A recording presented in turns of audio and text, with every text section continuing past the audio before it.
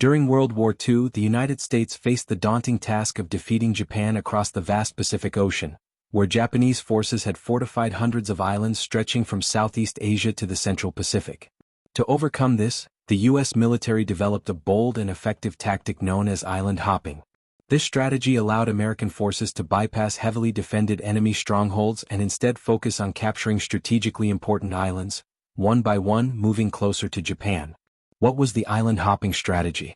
Island hopping, also known as leapfrogging, was a military strategy primarily used by the U.S. Navy, Marines, and Army during the Pacific Campaign against Japan.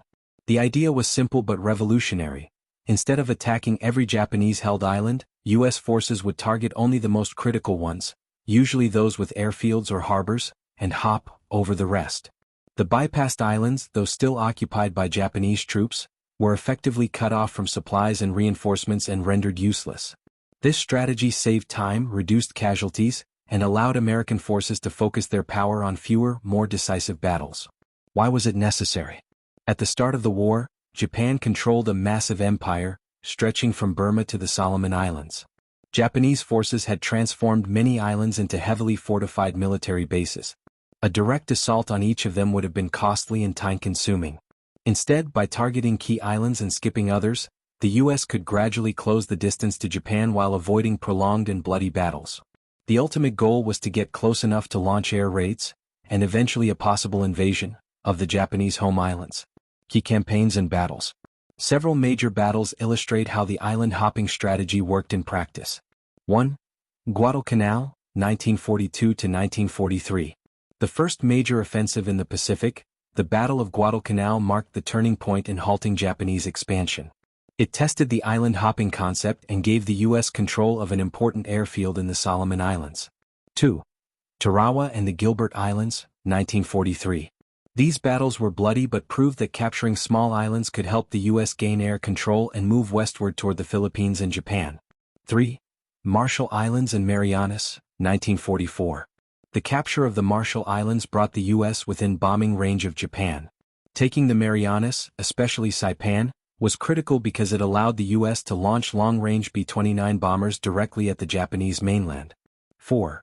Philippines Campaign, 1944–1945. General Douglas MacArthur fulfilled his promise to return to the Philippines, liberating the islands and cutting off Japan from its oil supplies in Southeast Asia. 5. Iwo Jima and Okinawa, 1945.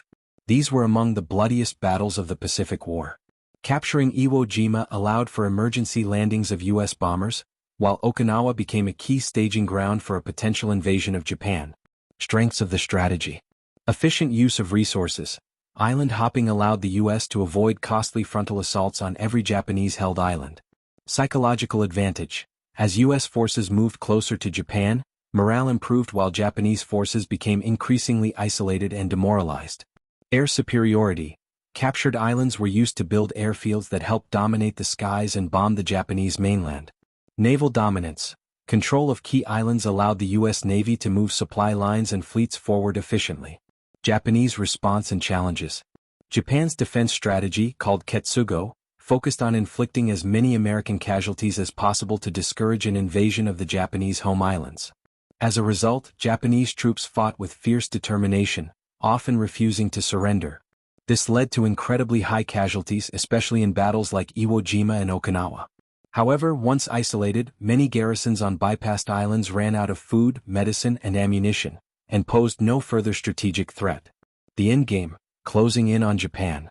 By mid-1945, the U.S. had successfully hopped its way across the Pacific. With air bases in the Marianas and Okinawa, American B-29 bombers could now strike Japan directly.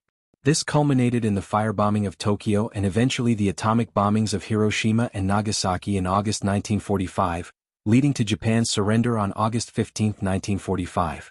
Conclusion. The island-hopping strategy was a masterstroke of military planning and execution. It allowed the United States to outmaneuver the Japanese Empire across a sprawling battlefield and played a decisive role in ending the war in the Pacific. Rather than fighting every battle, the U.S. chose its targets wisely, using speed, air power, and logistics to win a war that could have otherwise dragged on for years. This strategy not only shaped the outcome of World War II but also influenced modern military doctrine, proving that sometimes, the smartest path to victory is not the most direct one.